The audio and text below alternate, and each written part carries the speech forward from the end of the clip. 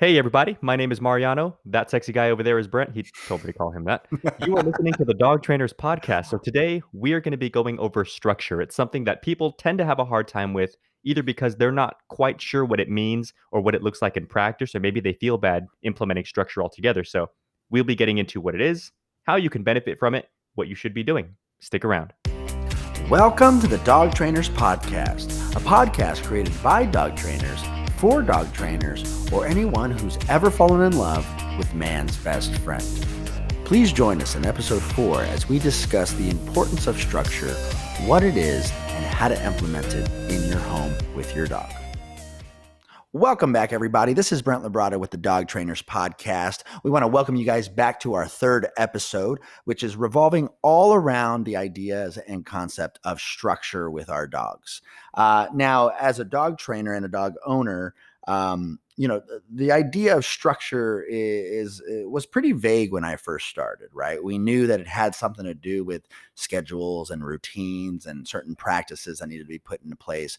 But what I realized throughout the years is, it's really hard to describe something that you yourself weren't good at. Right. And it's really hard for you to give advice on something that you yourself weren't good at. Now, a couple things I learned being a young dog trainer, working with other experienced dog trainers, is there were things that we would do naturally in our regimens and our day-to-day practices that would actually provide structure, and I was completely unaware of it. And because I was unaware of it, I developed kind of this hidden knowledge of what to do, but I had no idea exactly how to explain it, how to break it down, and how to interpret it in a way that a client could understand it with their new puppy or a rescue or anything like that, right?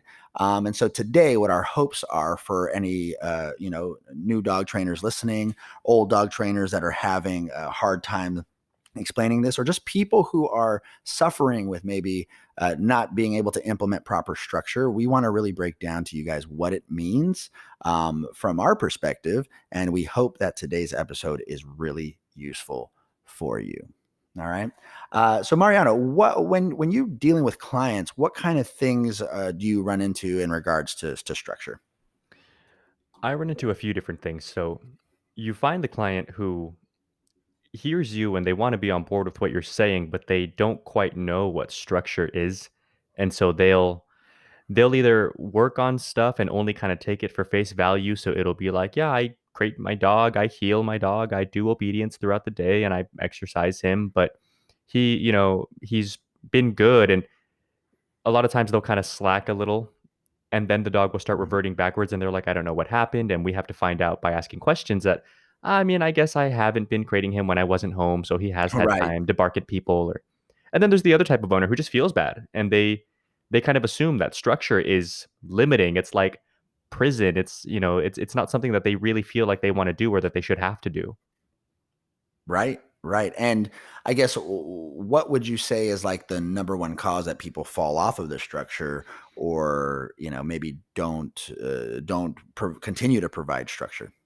I think what causes people to fall off is just they don't understand the value of structure and of continued structure, and they get it in very simple terms. Like, yeah, I understand. They even sometimes they'll kind of look at you like, like annoyed because they think you think they're dumb. Or say, yeah, I get it. Sit down. I know all the stuff. But Hmm.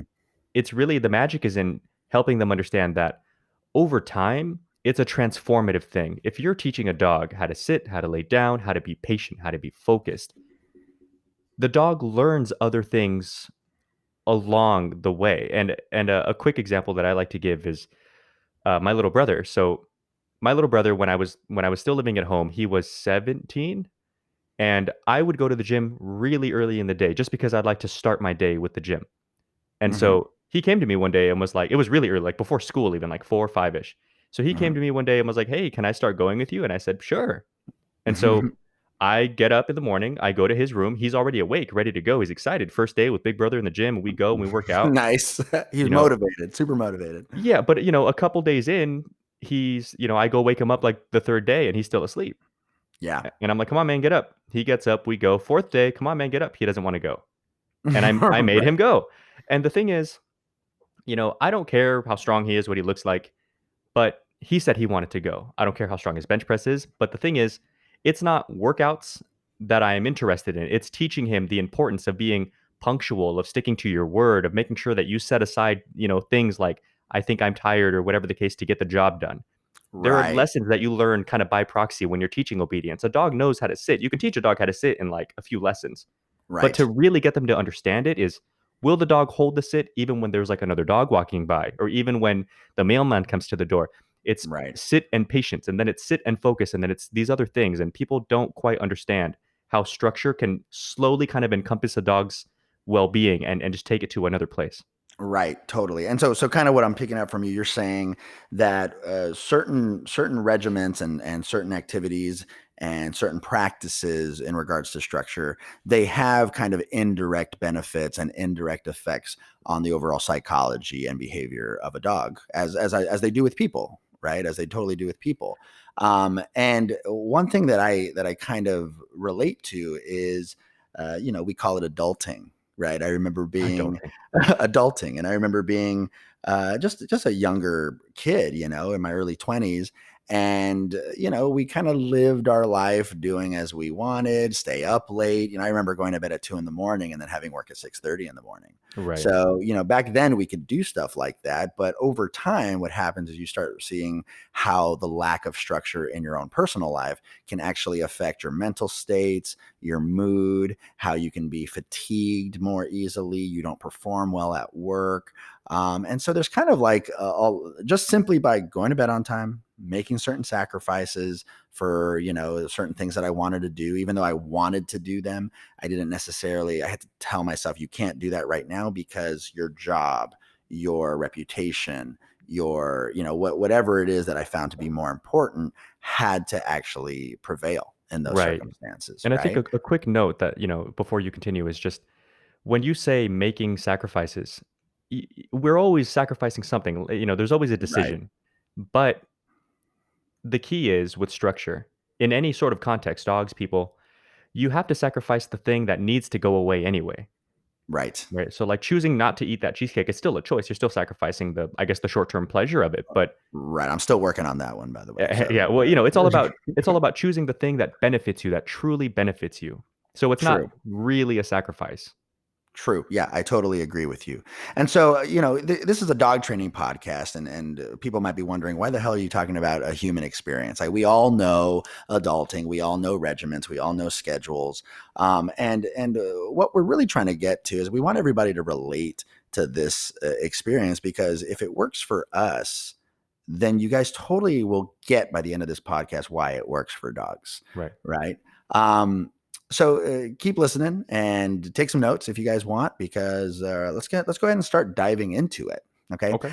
I've asked a couple of my clients, what is structure to you? And I hear a lot of common words being used, buzzwords, if you will. It's really important for me right now to bring these buzzwords to the forefront, because sometimes as a teacher, we might use certain words that socially are interpreted differently by the learner or the audience, right? And so I want to bring some of these words up. And if we can, just kind of maybe riff on what common interpretations are. Now, this data that we've collected, I've literally interviewed my clients, many of my clients before this podcast. Hopefully I'm not just making any of this stuff up. So here we go. All right. One buzzword that I want to talk about in regard that I hear a lot when we talk about structure is people will say the word discipline, Hmm. right? And what I've learned is that a lot of times when the word disciplined is used in regards to dog training or dog ownership, already socially there's kind of this interpretation that discipline means to reprimand or to punish, right? Because we've heard phrases like, you need to discipline that dog, or you need to discipline that kid, or you need to discipline that employee. And usually that means get them in trouble, right? Right. And so what thoughts do you have on that? No, I agree. So I think that people have this habit of they associate structure with discipline, which is, well, they associate discipline with punishment, which is Right, wrong. But to right, associate structure with discipline is right. And I think that where people got the idea is when you say, oh, that dog needs discipline, and they mean, a correction, or they mean punishment, or whatever the case. right, right. The idea behind it is if you correct the dog, while discipline and punishment aren't directly the same thing, correcting, well-timed, like appropriate corrections can lead to a more disciplined dog. So they Right. they kind of say it in this way that's not exactly accurate, but that's what they're kind of getting at. Right. Okay. I get that. Um, and I think, we hear phrases a lot like we know that the word discipline doesn't mean to hit anyone or hurt anyone, right? Because, for Right. example, martial arts is a discipline, yoga is a discipline, meditation is a discipline. These things that are very, other than the martial arts, it's non-combative stuff, right? And so, discipline can be misinterpreted to mean reprimand and punishment. But when we talk about it as dog trainers, really what we're talking about is we're talking about regiments, right? We're creating a predictable schedule of events or behavior. In essence, when we talk about discipline, we're literally talking about one of the most important words in dog training is the word consistency, Right. right? We want our clients to be disciplined, aka consistent, right? And honestly, as part of a human living the human experience, being consistent is very difficult, right? It's very difficult for the average person, and so this is where sometimes I feel. A lot of people fall off, right? They might do something strong for a week, and then fall off on day 8, day 10, and then little by little they plateau and it kind of just fades out, right? Right. So when we say discipline, we mean creating consistency in the dog, so that way the dog can predict things, either predict a schedule, predict events, or predict a behavior that you're going to have or that the environment's going to implement, Yeah, and I right? wanted to be clear about one quick thing when it comes to discipline and it comes to, corrections, let's say, like the appropriate name for what people mean when they say the word discipline. Hmm. The idea, an appropriate correction, good timing, good fervor, or whatever the word for like nothing over the top or nothing too subtle, just Hmm. right. Hmm. It can create discipline because if a dog knows what's going on, you correct for a certain behavior because they completely understood what you expected and then willfully chose to do something else. Right. What ends up happening over time, just like anything else, it's a function of repetition. The dog starts to build their own sense of structure. How do I avoid this correction and instead seek out reward?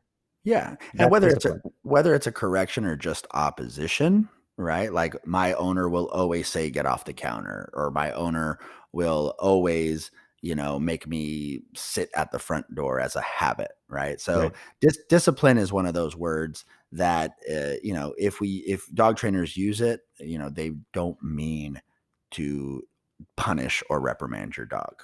Okay. Now here we go. Another one that I hear a lot is the word rules. So they'll say, you got to give your dog rules because, we're taught at a very, surface level that like humans love rules and kids love rules and it actually makes them thrive. Right. And we understand this intellectually because we're like, true, true. But then more as I think about it, I realized like as a kid, like I hated rules. I hated rules. So I'm thinking like in my mind, I'm like, what is it that people really interpret rules to be? And interviewing my clients, some of them say things like, oh, well, rules are things that are unacceptable behaviors, right? So your dog will not jump, your dog shall not sleep in bed. Your dog shall not, eat your food, eat human food. Your dog shall not beg, right? And so these ideas of rules, what I'm picking up from a lot of my clients is that rules tend to be only focused on what the dog shouldn't be doing. What's an unacceptable behavior that the dog is focused on, right? And dog trainers, we see this all the time, where so many times I have to tell a client like, praise your dog for what he did right. Praise your dog for what he's doing right. Also, praise your dog for the absence of bad behavior, which is also important. And a lot of times our brains just get focused on what the dog shouldn't be doing versus on what the dog is doing or guiding the dog to do something that is more acceptable. Right. Right. Anything you want to riff on with that? No, I think you covered that beautifully. Cool.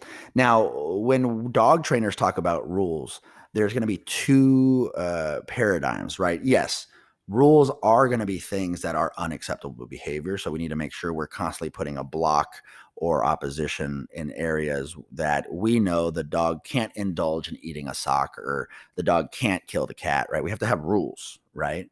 But also, another part of rules are something I like to call preventative principles. Okay. So, preventative principles, I'll explain it to you like this.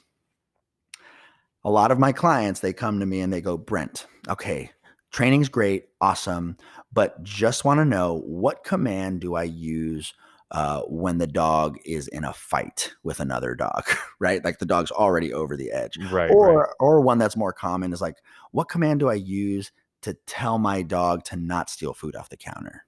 Right? Something super specific.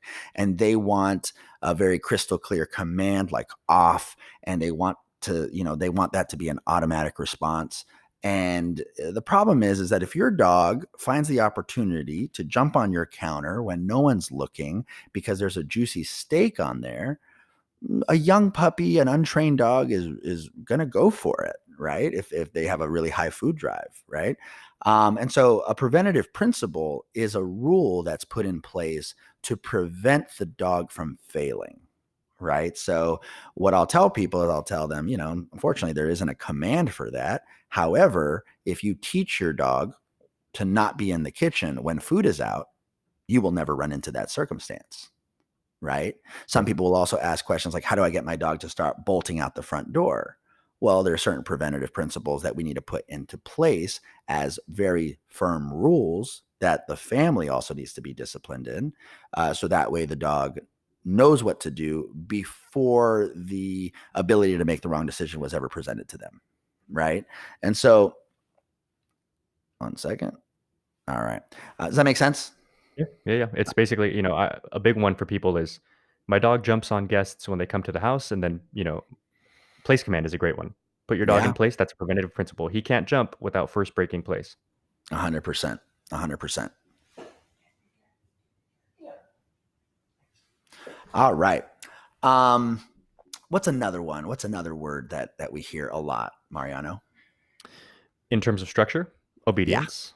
Obedience is a good Oh, one. yep. Yep. I think Want to that riff people on that a little bit? sure. Well, I think it kind of ties back to what we started with. That people know what obedience is. I think that the average owner in today's world with iPhones and internet and all that stuff, that they know what training looks like, but they don't quite understand it for more than face value. It's like, okay, well, my dog knows how to sit now. He knows how to lay down now. He knows how to do these things.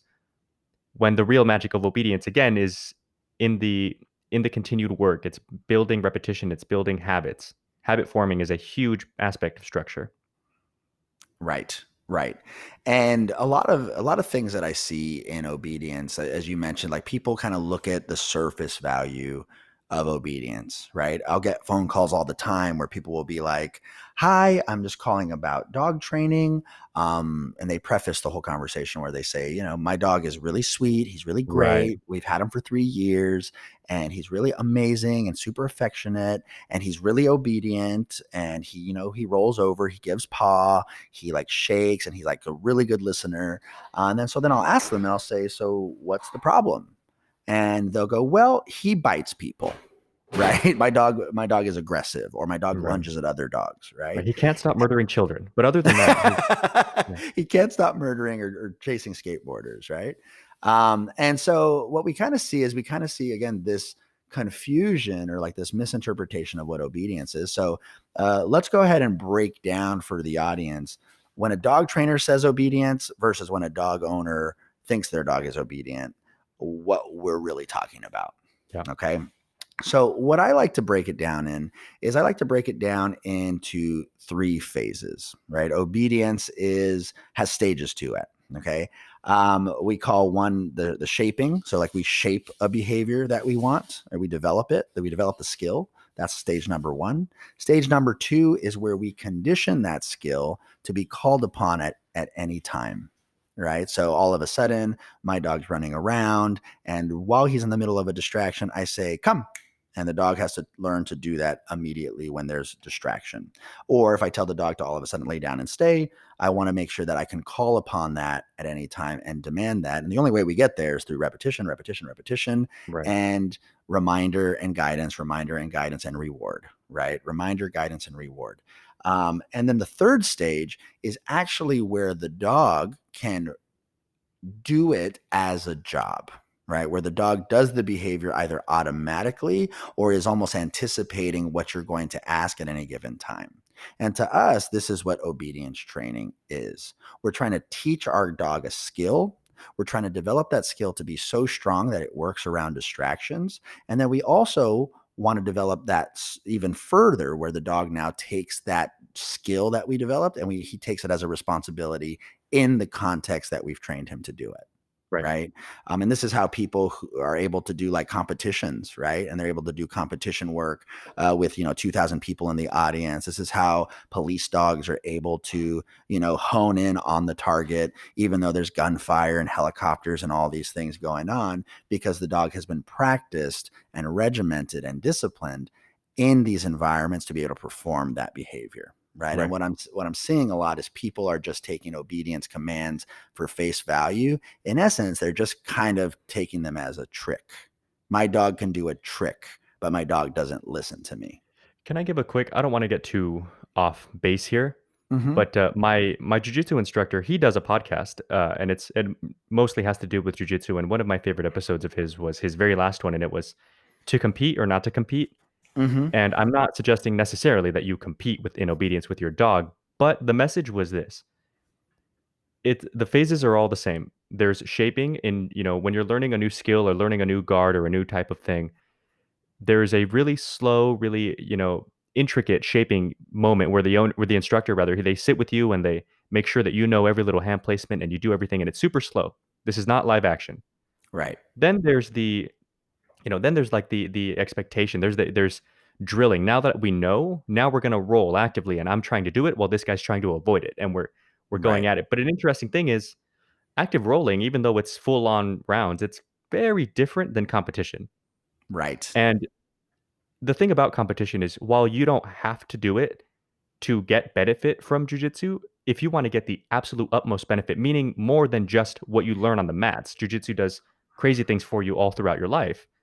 Right. Competing is a good way to go because you learn things about yourself. You learn how hard to push, you learn when to kind of relax, you learn how to ease up on the anxiety or the kind of pregame angst because you see the other guy over there and he's like ready to go and there's all these fun little things that you learn when you're under pressure and that's kind of what the third phase of obedience is. Now that the dog is shaped and he's ready to go and we can really expect things out of him reliably, Mhm. then you start upping pressure to make sure that the dog knows how to cope because that's almost a completely separate skill set than just knowing how to sit in and of itself. Right. I totally agree with that. Totally agree with that. And I mean, you just described a really awesome pattern of how you go from being a novice, you develop a skill, you drill that skill, you practice it, and then you go ahead and actually learn to do it in real time. Right. Right. And as dog trainers, that's constantly what we are trying to teach our clients. And it's a lot of work. Yeah. Right? And dog training is not easy. Teaching a dog to roll over is easy. Teaching a dog to roll over on a stage in front of 300 people on, Right. Right. America's Got Talent, that takes repetition. That Right.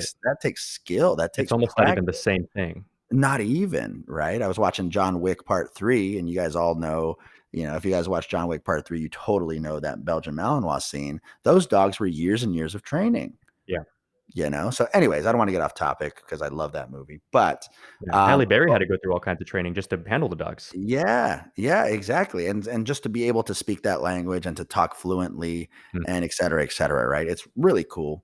Shout out to John Wick, Keanu Reeves. Anyways, so let's talk about one of the last words I have here. Again, in regards to structure, some of the words I hear said a lot in regards to the value of structure is the yeah, word limits, yeah. right? How do you think that people interpret this word limits in regards to their dog?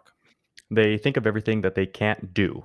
A lot of times limits it's one of the words that people preempt. So if you start talking about limits, they cut you off and they're like, "I know I probably shouldn't, but I actually let him sleep with me and I really True. like to, but" and they're like they're already putting themselves in the position to like let that go and kind of mourn it in real time. Right, And I'm right, like, "No, right, I'm not right, saying that you can't do these things. I mean, my dogs sleep with me sometimes or, right. it On the couch sometimes, I give yeah. him human food sometimes, yeah. Yeah, limits can you can still have access to your dog. I mean, that's you wanna love on your dog, of course, but Right, that's oftentimes what they jump to when they are limiting what a dog should do, but often it's more beneficial than that. It's more limiting a choice isn't always a bad thing. If I limit my dog's ability to like chase a squirrel across the street and potentially get hit by a car, that's Right. me being a good owner. But it's a Yeah. limit, you know. Yeah, So it is a limit. It totally is a limit.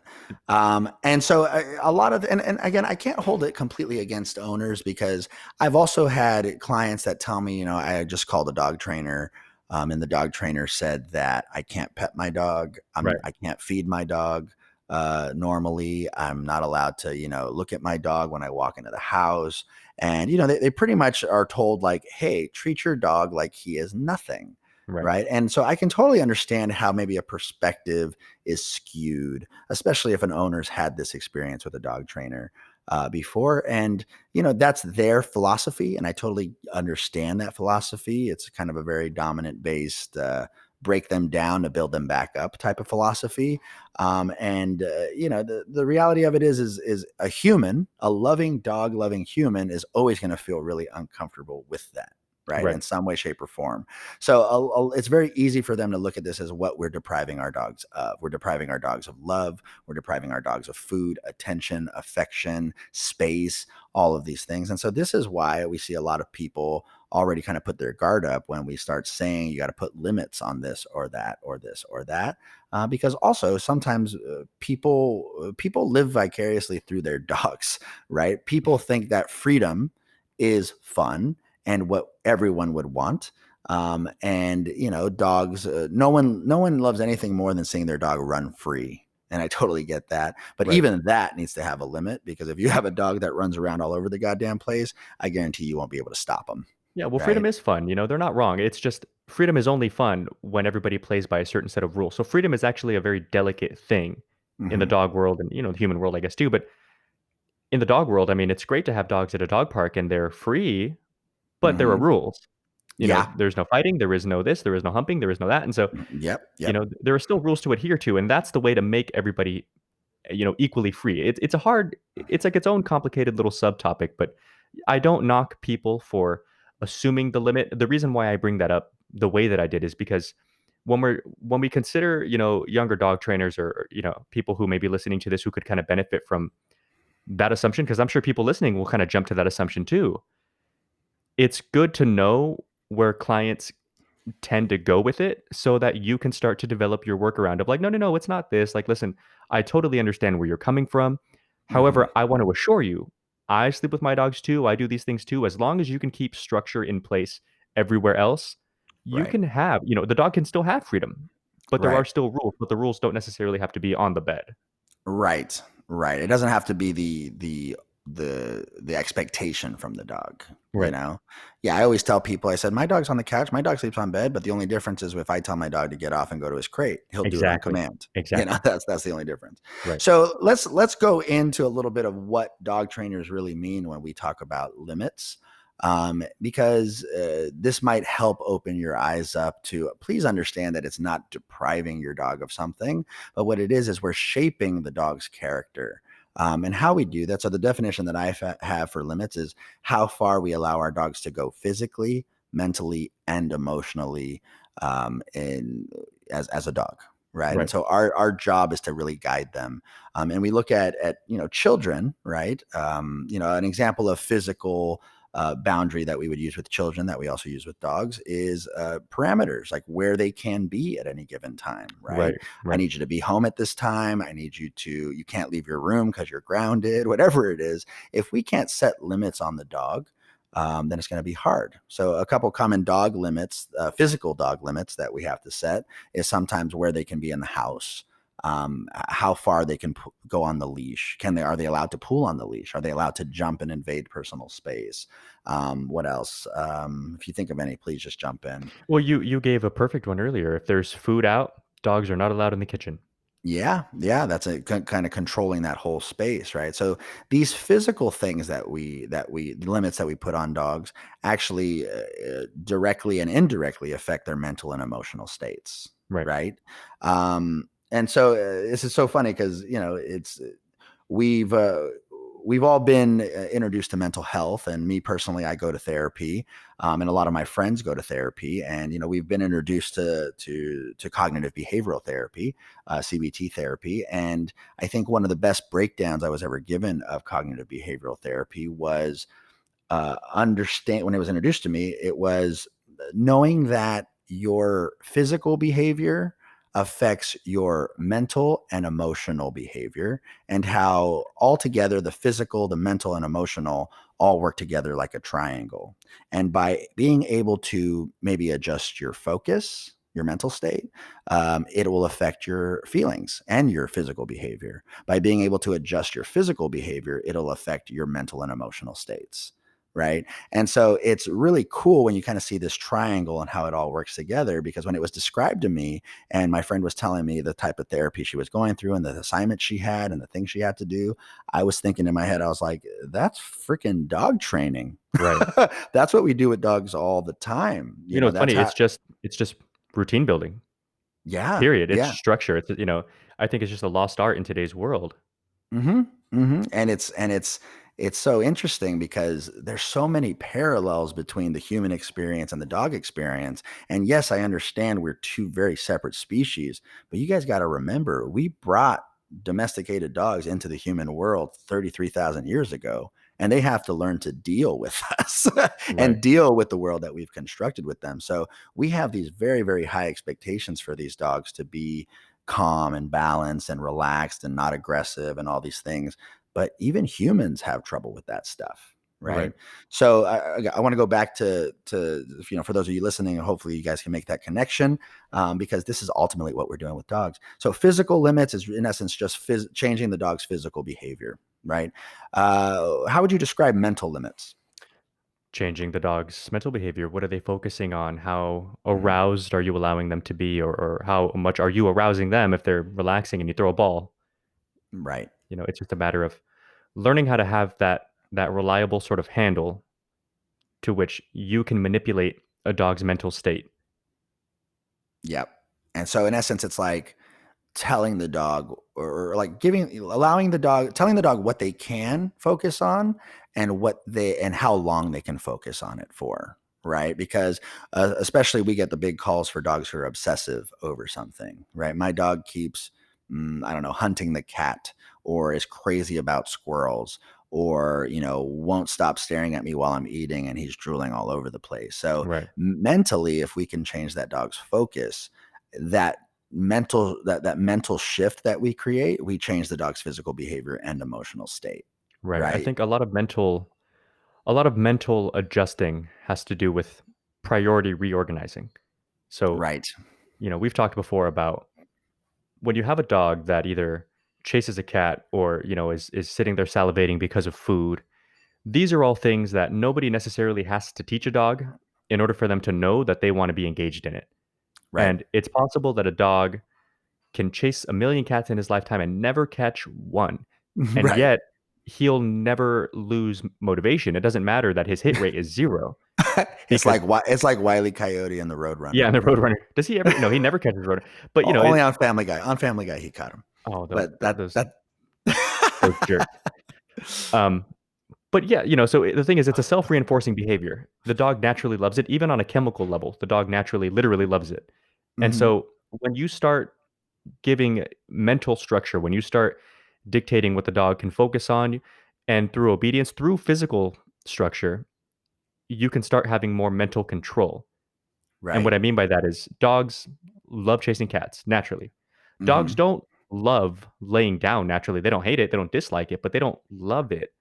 But they can be taught to love it through obedience, through rewards, through really Right. understanding that doing this gets you that. Right. And then once you have that, it's, you know what, don't salivate here, go over there and lay down. Both of these Right. things are beneficial, and one of them I prefer. So that kind of puts it over the edge. Right. Right. I think one common mental limit that I see people really just that people don't indulge in creating is marking.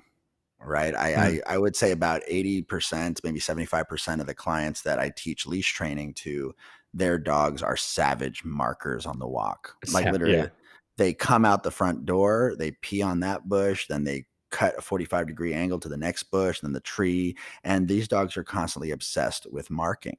And one thing I have to explain to people is that your dog's obsession and his focus, his intent focus on just marking, claiming territory is actually what creates that anxiety that makes him emotionally defensive, reactive, and feel challenged. Right. Right. So that's an example right there of how if we don't guide the dog to focus on something different than what their instinct tells them to focus on, then it will definitely affect their physical and emotional states re- 100%.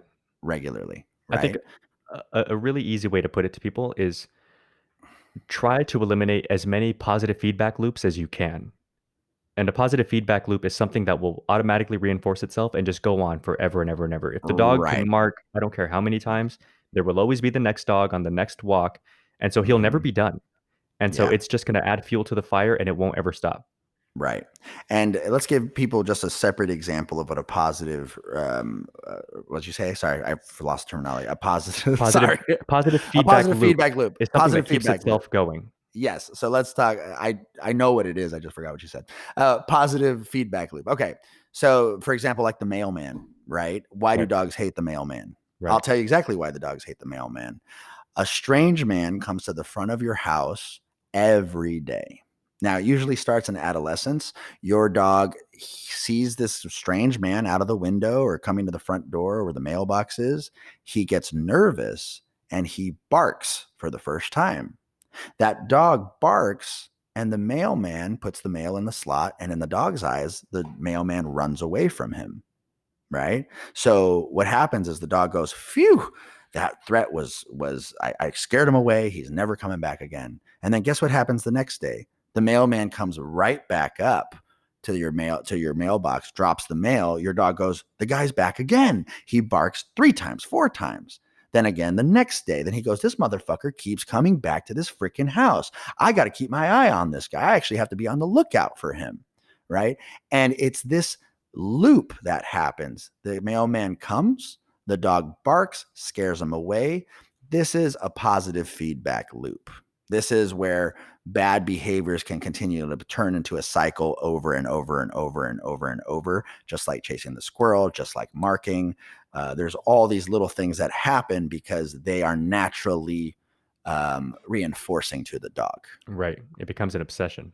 And it becomes their obsession and their sole reason for living, or their sole mission in that house is to get rid of any intruders that might be threatening the perimeter of your home. Right. And 100%. that's why a lot of dogs bark out the front door. That's why a lot of dogs hate guests when they come over, et cetera, et cetera. So I think we've spent a lot of time on the mental. Let's talk about emotional limits. Okay. Now, emotional limits is an interesting thing because as as as humans, we can talk to each other, right? So I can ask my sister, or my niece, or my nephew, so how do you feel? Like what's on your mind, right? And usually they can go ahead and express to me their thoughts, and they can express to me how they're feeling. And depending on how they're feeling, I'm going to empathize. I'm going to listen to them, but then I'm able to give them emotional feedback. No, you shouldn't think that way. You have to believe in blah blah blah. You should we kind of guide that emotion so that way they don't keep falling into that rut, right? And that's kind of something people do in therapy and counseling, in parenting. All of that gets done, right? And it's easier for us to do as humans because we speak the same language, Right. and we can identify what's going on in the dog's body language, or in the kid's body language and mental state. But the problem is with dogs, the only way you can actually read their emotional state is by learning to master reading their body language. Right. We tend to see like the reactions of dogs. So we know the dog is upset when he's lunging and growling, but we don't necessarily see the preemptive things that happen before that. Right. And so the same way, it's our job as humans to give people emotional feedback, like praising them for things that they do well, maybe showing disapproval or disappointment when they're behaving a certain way wrong. Our job is to also provide limits on the way that dogs are allowed to feel about certain things and certain contexts of things, right? And there are ways that we directly can affect emotion, but then there are ways that we indirectly affect emotion. And I've heard Mariano riff on this a lot. Would you be able to kind of elaborate a little bit on that, man? Yeah. So when we talk about affecting emotion, to me, it's harder to directly affect emotion. I know that you can affect arousal levels and you Hmm. can affect kind of short term things. But the problem with affecting emotion is I'm not I'm not sure that a dog is aware of their emotional state. They know when they're excited. They know how they know that they feel negative about a person, but they're not like introspective enough to be like, maybe I should let this go. Right, It's more indirect through the physical work and the mental work. No, don't focus on that guy. Don't bark at the mailman. Go over there, lay down, and relax. right, You can start you can start introducing just peace back into that context, and that's kind of the right. way that when a dog is emotionally unsure or emotionally ungrounded, they pour all this mental and physical energy into something that's just not necessary. They don't have a sense of perspective, which naturally they wouldn't, and it's our job to go in and kind of teach that sort of thing. So a dog can be interested in something or even be nervous about something, but it's not quite the same thing as just completely losing your cool and all right, that's it. Everything is game over and I'm just going to go for this one objective. Right. Totally. Totally, totally, totally. Um, you said a word that I really liked, the word grounded. Mhm. And for people who use this word or know what it means, would you mind explaining that a little bit? Yeah, so grounded or this or directed, focused.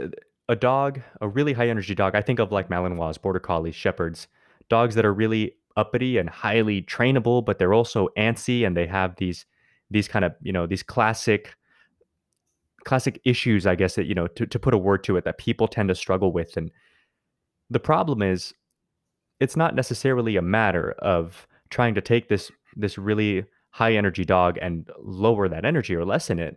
Right. We like that they're high energy. It's just when you put it to something that's functional and serves the dog and serves the owner, Hmm. then things get a little better. So, a dog left to their own devices can, I think of like a dog with separation anxiety, just sitting there freaking out, not knowing what to do, chewing on things. Hmm. Hmm. But there are ways to ground them and direct them. Here, how about, go do this particular thing? And you do that with limits and, all the other kind of buzzwords we're talking about start to kind of tumble in. I'm limiting Right. dogs in order to take away options that aren't good for them. I've known dogs that chew on something they shouldn't, swallow it, and go to the vet. Uh, Right. you know, I've had a client whose dog broke the window to try to get outside and follow the car. It's Yeah. so those Yeah. are limits. If you tell the dog no, a crate in a sense is a limit, but ultimately you're creating a safer space for the dog mentally and physically. Right. With Right. that, with obedience, they understand what they should be doing or shouldn't be doing. They can manage their arousal via something safer like a Kong toy or just learning how to place and relax, period.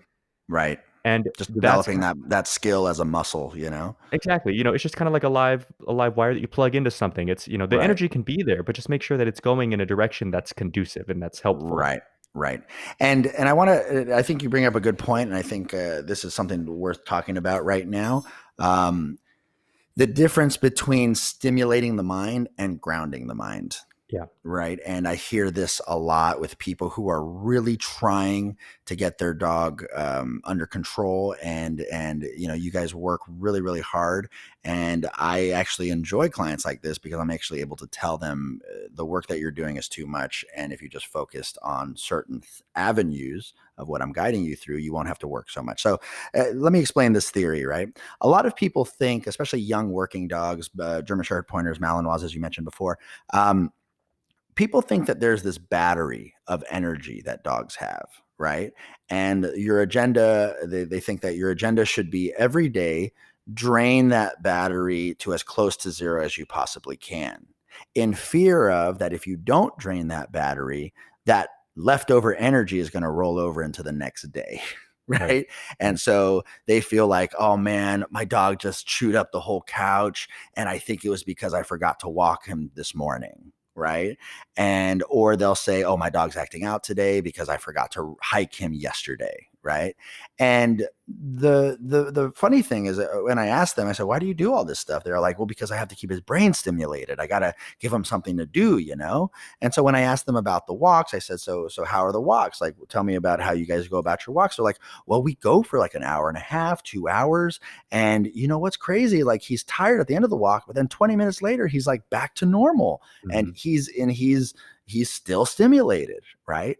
And to kind of go back to those positive feedback loops, right? Sniffing and roaming, all that stuff actually amplifies our dogs, and you Mhm. guys may not know it.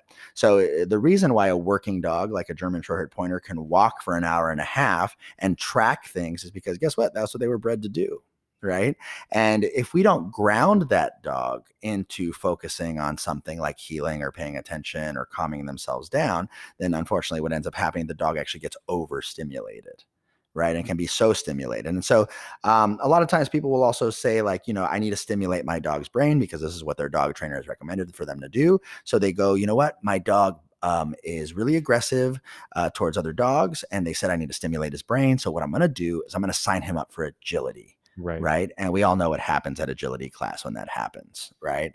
The dog accidentally might go after a dog at agility class. Right. Because what's happening is this idea that the brain, that there's kind of this scarcity, like there's not enough stimulation that this dog is getting, right? And the reality of it is the difference between stimulating your dog and grounding your dog is the difference between, you know, signing your kid up for, you know, 10 after school programs because he's ADHD, or teaching your kid, you know, emotional and meditative practices to be able to calm his nerves, relax, do things like that. Right. And so don't get me wrong, stimulating your dog is very important. Playing with your dog, walking your dog, exercising your dog is very important.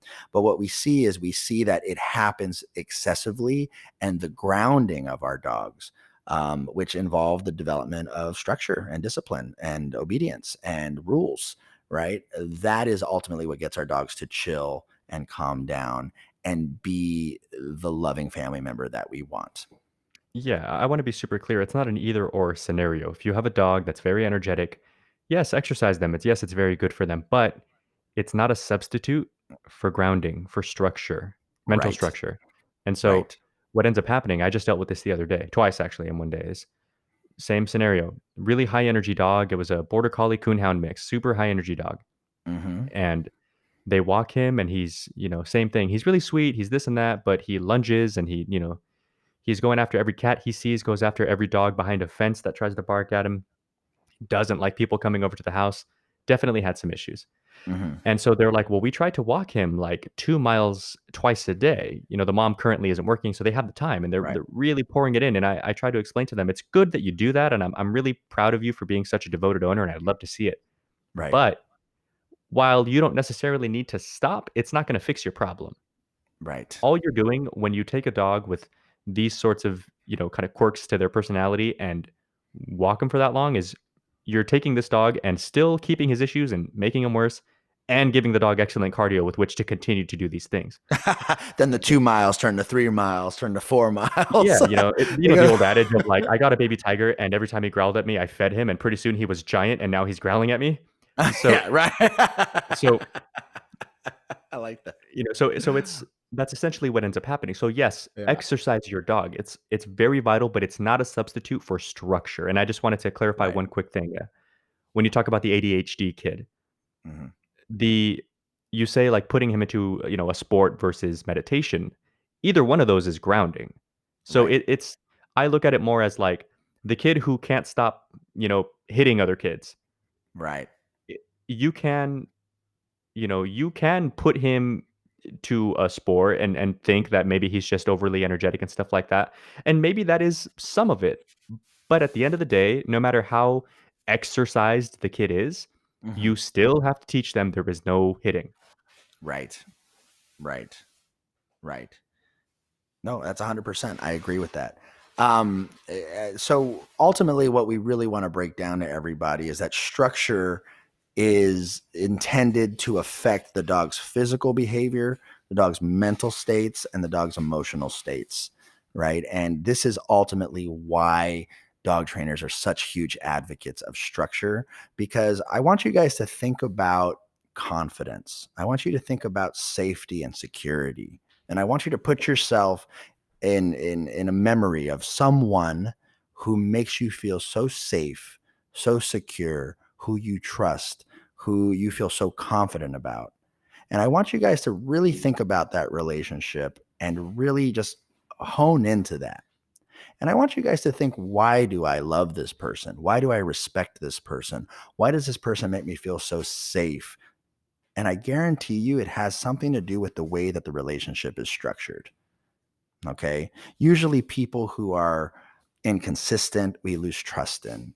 Usually, people who, are all over the place, we don't necessarily rely on them for too many things. But the people that you guys love dearly and respect dearly, I want you guys to think about the structure that was in place. And our dog trainer's goal for trying to guide you guys through structure, suggesting structure as a solution for things, is just because we want your dogs to feel safe, secure, love you, and respect you all at the same time. Mhm. And 100%. that's the purpose for this. And there's Okay. byproducts to safety, security. A dog that Yeah. feels safe, feels secure is calm and flexible Hmm. and, Hmm. and reasonable. So there's definitely things that, that they're kind of like structure overall. You Right. actively work this, but you're really going for this and the byproduct of it, which is that. Right. And what ends up happening, you start creating an environment where the dog feels emotionally balanced Right. and mentally balanced. Right. And that's ultimately, like, we're all trying to find that in our personal lives. Right. And we can totally do it with our dogs. Um, Awesome. I really liked this podcast. I hope that this podcast was helpful for you guys. I hope it gave you some insight into what dog trainers really mean when we say structure. And for those of you dog trainers who were having difficulty explaining this or describing this to your clients, please listen to this podcast again. We hope it was helpful for you, because this is years and years of just interpreting and breaking down and dissecting things that, I would try and explain structure to a client, and then I would fall short and be like, damn it, how Mhm. can I explain that better? How can we teach that better? And that, with the help of my mentors and the research that I've done, this is what it comes down to. This is what we've funneled it down to all mean. Um, awesome, man. Anything else you want to say? No, I mean, you're describing it perfectly. You can kind of tell for any dog trainers listening to this, if you have a hard time describing structure, I know you know the feeling of you're in the ballpark. You're like saying words that are close-ish to what you're trying to get at. Hmm. But sometimes it's frustrating when you just know and even sometimes it may still go well and you may still get your point across and they may still want to work with you, which is great. Hmm. But you kind of leave and you're like, damn, why couldn't I think of this word to really clearly help get my point across? And that's why it's Right. important to, listen to this a couple times. We urge you guys often to write it out and just write it out for your own sake. Not necessarily to give to anyone, but sometimes in writing things out, you think of it in a different way and then you reread Right. it, and hone it. It's your craft. Right. And I will suggest the best way to really understand structure is relate it to your life and relate it to a human experience. If you notice through this podcast, me and Mariana, we all have anecdotes that relate to structure from our own personal lives. And I think that's one of the best ways for you to connect with a human being. Telling them a true story, telling them something about structure and how it affected you and how maybe it might relate to their dog's behavior. That's ultimately what I feel is going to really hit the nail right on the head when teaching. 100%. All right. Awesome, guys. Well, we want to thank you guys for listening to this episode of the Dog Trainers Podcast. Again, this whole podcast was on the idea of developing structure with our dogs. My name is Brent Labrada, and that is Mariano Alvarez. We're going to go ahead and put our Instagram handles and our emails down here. If you guys are interested in sending us in some questions, please feel free to do so. We're super excited to see what kind of things are on your guys' mind. We'd love to make that the next subject in our next episode of our podcast. We hope you guys have a wonderful rest of your day. You're speaking dog. Have a wonderful rest of your day. Have a wonderful rest of your day. Hope you guys have Raggy. a Shaggy. We hope you guys have a wonderful rest of your day. Please, if you guys found that this podcast was useful for you, share it with someone who you think might be able to benefit from it. And thank you guys so much. We'll see you guys later. You guys have a great rest of the day. Take care. See you. Bye-bye. Thank you for listening to the Dog Trainers Podcast, a podcast created by dog trainers, for dog trainers, or anyone who's ever fallen in love with man's best friend.